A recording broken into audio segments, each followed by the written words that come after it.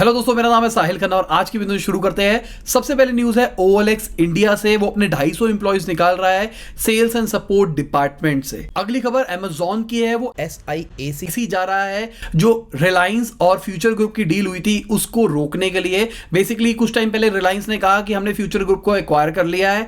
अब अमेजॉन का कहना है कि भाई उन्होंने इसका कुछ पोर्शन वो अपने पास में रखते थे और उनसे बिना पूछे ये डील हुई है। उनके पास राइट था कि वो किसी भी डील को रोक सकते थे, पर उनसे नहीं किया गया। इससे चक्कर में वो रोकने की कोशिश कर रहे हैं और कह रहे हैं डील कैंसिल करो। पर अब ये डील हो चुकी है, क्या होगा क्या नहीं होगा ये बात सोचने वाली है। अब इससे पहले खबर ये आ रही थी कि रिलायंस के रिटेल वाले वर्टिकल में अमेजॉन इन्वेस्ट करेगा, पर अभी के टाइम पे अमेजॉन पंगे ले रहा है रिलायंस से। कुछ टाइम पहले ये भी खबरें आ रही थी कि रिलायंस अपने रिटेल आर्म से 10 से 15% डिसइन्वेस्ट कर सकता है। डिसइन्वेस्ट का मतलब वो अपने शेयर्स को बेचेगा ताकि पैसा रेज कर सके और उस पैसे को इन्वेस्ट करेगा जो फ्यूचर ग्रुप वाली डील थी उसके अंदर।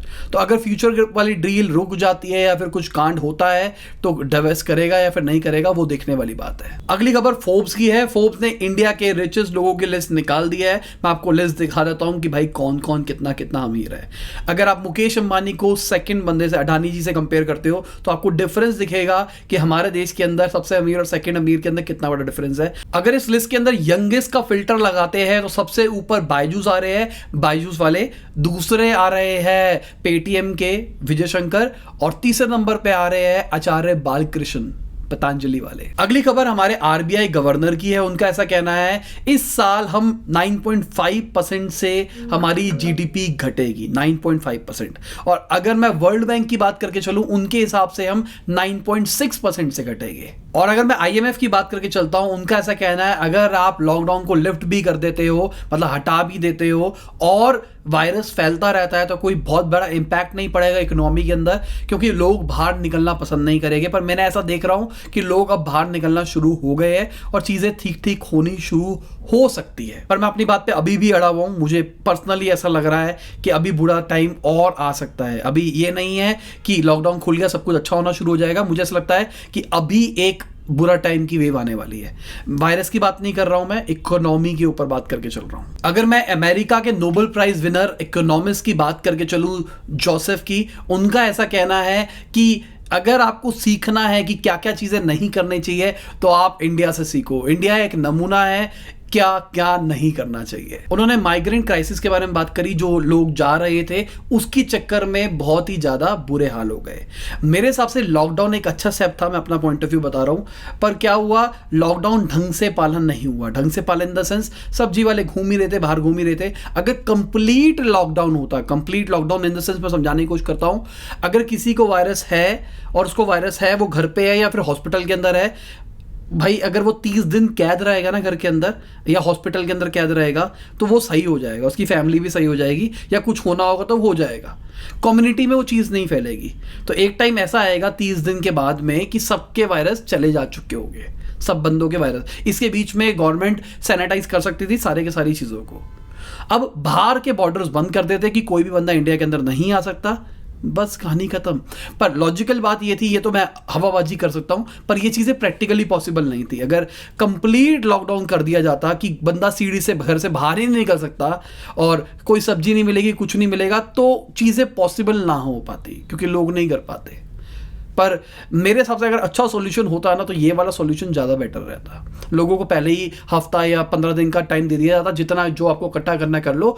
1 महीने का कंप्लीट लॉकडाउन होने वाला है या 17, 18, 20 दिन का कंप्लीट लॉकडाउन होने वाला है, क्योंकि कुछ टाइम के बाद सिम्टम्स आने शुरू हो जाते हैं। अगर सिम्टम्स आ रहे हैं तो आपको वेब के ऊपर ही कंसल्टेशन मिलेगी। अगर आपको डॉक्टर की जरूरत है तो डॉक्टर आपको पिकअप, मतलब वैन आ जाएगी, हॉस्पिटल की कैब आ जाएगी, वो आपको लेके चली जाएगी। वर्ल्ड बैंक का ऐसा कहना है 2021 तक तकरीबन 15 करोड़ लोग एक्सट्रीम पॉवर्टी के अंदर आ जाएंगे ग्लोबली।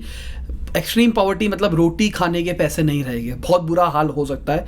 वर्ल्ड बैंक का ये कहना है, मैं भी ऐसा कुछ ही कह रहा हूं कि ऐसा कुछ हो सकता है। अगली खबर अच्छी है बिजनेसेस के लिए।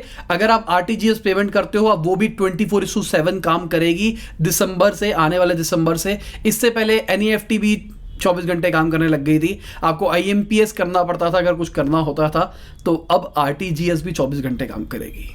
मतलब हर दिन संडे को भी आप ट्रांसफर कर सकते हो। अब आरबीआई इकोनॉमी को सुधारने के लिए क्या कर सकता है, रेपो रेट को चेंज कर सकता है। अभी रेपो रेट को बिल्कुल भी चेंज नहीं किया गया, वहीं रखा गया है, क्योंकि उनका कहना है इन्फ्लेशन रेट हमारे कंट्रोल के अंदर है। जितना हम चाह रहे थे रिटेल इन्फ्लेशन को, वो उसी रेंज के अंदर रह रही है। अगर उससे ऊपर बढ़ती या उससे नीचे घटती, उसके हिसाब से हम रेपो रेट को चेंज करते। तो उनके हिसाब से इन्फ्लेशन कंट्रोल के अंदर है। अगली खबर राजीव बजाज जी की है। उनका ऐसा कहना है कि हम ब्लैकलिस्ट कर रहे हैं उन 3 चैनल्स को जिनके ऊपर अभी एक टीआरपी स्कैम चल रहा है। जिनको नहीं पता टीआरपी स्कैम के बारे में बता देता हूं कि जैसे आप मेरी वीडियो देख रहे हो, तो मेरी वीडियो पे जितने व्यूज आएंगे उसके हिसाब से लोगों को लगेगा भाई इसका चैनल अच्छा है, और मेरे पे जितने व्यूज आते होंगे ऑन एवरेज उसके हिसाब से मुझे स्पॉन्सर्स मिलेंगे। अगर मेरे पास कोई आएगा और मेरे पास 5000 व्यूज आते होंगे तो उस हिसाब से मेरे को पैसा देंगे, और मेरे पास अगर 1 करोड़ व्यूज आते होंगे तो मुझे उस हिसाब से पैसा मिलेगा। अब जो बड़े बड़े चैनल्स थे मुझे ड्रग्स दो वाले, तो उन्होंने क्या किया, उन्होंने लोगों को पैसा दिया। ऐसा खबरें सुनने में आ रही है, बाकी नहीं पता कि होगा या नहीं होगा, या इसमें भी कोई पॉलिटिकल एंगल होगा, इसलिए मैं घुसना ही नहीं चाहता। पर मैं आपको बता रहा हूं कि हुआ क्या, ऐसा क्या खबरें आ रही है। तो उन्होंने कई लोगों को पैसे दिए कि आप 24 घंटे हमारा चैनल लगा के रखो, जिसकी वजह से टीआरपी बढ़ गई। टीआरपी मतलब एक्टिव व्यूअर्स बढ़ गए। पता लग रहा है कि उस टाइम पे ज्यादा लोग देख रहे हैं। अगर ज्यादा लोग देख रहे हैं इसका मतलब एडवर्टाइजर्स ज्यादा आएंगे। अब ये तो एडवर्टाइजर का घोटाला है ना। एडवर्टाइजर ऐड किस लिए चलाते हैं, क्योंकि वो चैनल पॉपुलर है, रीच है, ज्यादा लोगों तक पहुंचेंगे और उसकी वजह से उनको इनडायरेक्टली प्रॉफिट होगा। जो ब्रांडिंग करनी है वो कर पाएंगे। पर यहां पे उन्होंने फ्रॉड क्या किया, उन्होंने झूठे व्यूज खरीद लिए। जैसे यूट्यूब के लिए समझा रहा हूं आपको, मैंने झूठे व्यूज खरीद लिए। मैंने कहीं से कोई बॉट खरीद लिया, कुछ भी कर लिया, वहां से मैंने 5-5, 10-10 लाख व्यूज लाना शुरू कर दिया। अब आपको लग रहा है भाई 5-5, 10-10 लाख व्यूज आते हैं, बंदे का सही है काम। अब कोई बंदा मेरे पे इन्फ्लुएंसिंग कोई आएगा स्पॉन्सरशिप के लिए, तो मैं उस हिसाब से पैसा मांगूंगा उससे। तो यही था पूरा टीआरपी स्कैम, और मुझे लगता है अब बहुत सारे ब्रांड्स बाइकआउट करने वाले हैं इन चैनल्स को। डिजिटल के ऊपर मुझे ऐसा लगता है कि आने वाले टाइम में पैसा ज्यादा खर्च होगा, क्योंकि डिजिटल ट्रैकेबल है और वहां पे फेक के चांसेस थोड़े से कम है। अगली खबर टीसीएस की है। टीसीएस सबसे बड़ी आईटी कंपनी बन चुकी है दुनिया की, एक्सेंचर से भी आगे निकल गई है। इससे पहले टीसीएस ने अपने शेयर्स को भी बायबैक के लिए कहा था कि मतलब हम अपने शेयर्स वापसी खरीदने वाले हैं, क्योंकि टीसीएस की शेयर में जो वैल्यूएशन है वो बहुत ही ज्यादा तेजी से बढ़ रही है। अगर मैं आपको चार्ट दिखाता हूं तो आपको समझ में आ जाएगा कितनी तेजी से बढ़ रहे हैं। और जो आईबीएम है, आईबीएम क्या कर रहा है, आईबीएम अपनी कंपनी को डिवाइड कर रहा है। 109 साल पुरानी कंपनी है, उसके 2 टुकड़े कर रहा है। उनका कहना है एक तो जो चल रहा है वो चलता रहेगा, दूसरा एक नया वर्टिकल बना रहे हैं जहां पे क्लाउड एआई वीआई बेसिस के ऊपर काम होगा। तो सही तरीका है मेरे हिसाब से। जो नया वाला बिजनेस होगा ना वो ज्यादा ग्रो करेगा आने वाले टाइम में, देख लेना। जैसे कि मुकेश अंबानी जी ने किया है ना, अपने पेट्रोकेमिकल का बिजनेस था, आने वाले टाइम में पेट्रोकेमिकल नीचे होता जाएगा, सीधी सी बात है। उन्होंने अपने आप को डिजिटल में, वर्टिकल में, जियो में ले आए और जियो को स्केल करते जा रहे हैं नेक्स्ट लेवल पे। रिटेल के ऊपर फोकस करके वहां पे भी स्केल करते जा रहे हैं। पहले इनका जो मेजर बिजनेस चलता था वो पेट्रोकेमिकल से था। अब आने वाले टाइम में आप 5-7 साल के अंदर देखोगे कि ये सारा इनका जो मेजर बिजनेस होगा वो डिजिटल के अंदर होगा, और जो पेट्रोल वाला काम होगा उसको ऑयल टू केमिकल वाला सीन कर देंगे। अगली खबर इन्फोसिस की है। Infosys US based customer experience company को 914 करोड़ के अंदर एक्वायर कर सकता है। अगली खबर यूएस की है। यूएस भाई सबसे पंगे ले रहा है फिर से। अभी पहले उन्होंने टैरिफ लगाया था चाइना के ऊपर, अब उन्होंने इंडिया के ऊपर भी टैरिफ लगा दिया है एल्यूमिनियम शीट्स के ऊपर। हमारे अलावा 17 कंट्रीज और है जिनके ऊपर ये लगाया है, और कहा जा रहा है $2 बिलियन का एल्यूमिनियम शीट का बिजनेस होता है, उसके ऊपर टैरिफ बढ़ा दिया गया है। और कुछ टाइम पहले मैंने आपसे एक सवाल पूछा था, मैंने जब आपको बताया था गवर्नमेंट ने नेचुरल गैस के प्राइसेस 25% तक घटा दिया है, इसकी वजह से किस किस कंपनी को फायदा होगा, किसको नुकसान होगा। और एक आंकड़ा निकल के आ रहा है ओएनजीसी को $1 बिलियन का लॉस हो सकता है इसकी वजह से। और कुछ टाइम पहले गवर्नमेंट ने फोन मैन्युफैक्चरिंग प्लांट के लिए भी सब्सिडीज वगैरह वगैरह का डिक्लेरेशन करी थी। 16 कंपनीज को अप्रूव कर दिया गया है $143 बिलियन के लिए। अब कहा जा रहा है कि इससे 2 लाख जॉब क्रिएट होगी। अब कब होगी? 2-3 साल बाद। साथ में नीति आयोग का कहना है इंडिया फोटोवोल्टिक जो सेल्स होते हैं उसका मैन्युफैक्चरिंग हब बन सकता है, दुनिया का सबसे बड़ा हब बन सकता है। फोटोवोल्टिक सेल्स जिनको नहीं पता, जो सोलर पैनल्स होते हैं उसके अंदर जो लगता है ना, जिसकी वजह से फोटो मतलब लाइट को इलेक्ट्रिसिटी में कन्वर्ट किया जाता है। इंजीनियरों ने तो कई बार मेरे को ऐसा लगता है ये चीज़ बहुत बेसिक होती है। फोटो मतलब लाइट, क्योंकि लाइट इज फोटोन्स, टेक्निकल नहीं घुस रहा हूं। अगली खबर CCI की है। वो अमेजॉन फ्लिपकार्ट का जो स्टे लगा था, जो बात हुई थी कि भाई ये घपले कर रहे हैं, ये कंपटीशन को मारने की कोशिश कर रहे हैं, डिस्काउंटेड प्राइसिंग कर रहे हैं, ये अपने खुद के प्रोडक्ट्स बेच रहे हैं या अपना एनालिटिक्स का यूज करके अपने खुद के प्रोडक्ट्स निकालते हैं, जैसे अमेजॉन का सोलोमो है। तो ऐसा खबरें आ रही थी, तो हाई कोर्ट ने इस पर स्टे लगा दिया था कि अभी बैन नहीं कर रहे हैं। अब ये सुप्रीम कोर्ट लेके गए हैं कि भाई खोलो, इनके ऊपर केस करो, इनको बंद करो। और ये क्यों हुआ है? क्योंकि दिवाली सेल आने वाली है, ठीक है। अगर दिवाली सेल के टाइम पे हैम्पर होगा तो ऑफलाइन रिटेलर्स के पास में सेल आनी शुरू हो जाएगी। अभी ऑनलाइन की एक्सपेक्ट किया जा रहा है, लॉकडाउन के चक्कर में, वायरस के चक्कर में इस बार की जो इनकी सेल होगी उसमें बहुत ज्यादा सेल हो सकती है। अगली खबर रवि शास्त्री जी की है। उन्होंने अपनी मेंस ग्रूमिंग कंपनी निकाल दी है। मैंने आपको बताया कुछ टाइम से मैं ऐसा देख रहा हूं, आप भी ऐसा देख रहे हो अगर न्यूज फॉलो करते हो तो, बहुत सारे सेलिब्रिटीज कंपनीज के अंदर इन्वेस्ट कर रहे हैं या फिर अपनी खुद की कंपनी शुरू कर रहे हैं, क्योंकि एक बहुत अच्छा आइडिया है।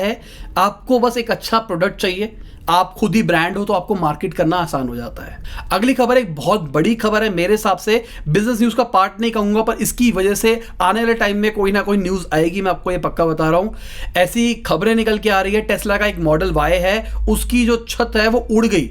बंदा नई गाड़ी लेके आया, गाड़ी लेके बाहर निकला है और जब तक घर पहुंचा रास्ते में उसकी छत उड़ गई, निकल के उड़ गई। इससे क्वालिटी कंट्रोल में प्रॉब्लम लग रही है, जिसकी वजह से इनकी क्वालिटी कम है।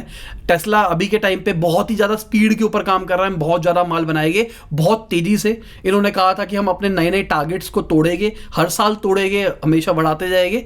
अब अभी इनका जो रिसेंट प्लांट है उसके अंदर इनका कहना है कि हो सकता है कि हमारी जो मैन्युफैक्चरिंग कैपेसिटी है वो कम हो जाए, क्योंकि हम नई टेक्नोलॉजी का यूज़ करने वाले हैं, बैटरीज का।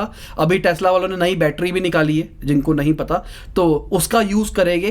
तो इसके चक्कर में उनका कहना है कि हमारी शायद प्रोडक्शन कैपेसिटी कम हो जाए, पर मेरे हिसाब से स्पीड के चक्कर में क्वालिटी पे डिटेरियोरेट नहीं करना चाहिए। अगर टेस्ला की क्वालिटी नीचे होने लग गई ना तो बहुत बड़ा नुकसान हो सकता है टेस्ला को। अगली खबर पेटीएम गूगल के पंगे की है। पिछले 3-4 न्यूज से ये आ रही है खबर। पेटीएम वालों ने फिर से बोला है कि भाई गूगल दोगला है। दोगला इन द सेंस क्यों बोला गया कि भाई पेटीएम पे की जो गेम्स है उसको वो प्ले स्टोर पे अलाउ नहीं कर रहा, पर उसकी एड वो यूट्यूब पे चलने देगा। ये तो दोगला बनती है ना। यूट्यूब पे हम कंटेंट क्रिएट करें, उसके अंदर हम कुछ कर दे तो हमको चलने नहीं देगा, पर वर्गल ऐड चलती है यूट्यूब के ऊपर, तो ये तो दोगला बनती है ना। तो अगर ऐड चलाने दे रहे हो तो आपको कंटेंट भी वो बनाने दो। और ये सब कुछ क्यों हो रहा है? क्योंकि पेटीएम ने अपना ऐप स्टोर निकाल दिया है और पेटीएम बहुत ज़्यादा मेहनत कर रहा है। उनका कहना है कि मिलियंस के अंदर डेवलपर्स को ले आएगी अपने प्लेटफॉर्म के अंदर। जब गूगल 30% को मैंडेटरी करेगा 2022 तक, तो इसके चक्कर में अब वो चुल कर रहा है उनके साथ में, भाई हमारे साथ चुल करो, हमारे साथ चुल करो। इसी के साथ आज की बिजनेस न्यूज खत्म होती है। उम्मीद करता हूं मजा आएगा। लाइक कर देना, शेयर कर देना, कमेंट बताना वीडियो कैसे लगी। बाय, गुड नाइट, शबा खैर, खुदा हाफिज, गुड मॉर्निंग और आफ्टरनून, जब भी आप वीडियो को देख रहे हैं।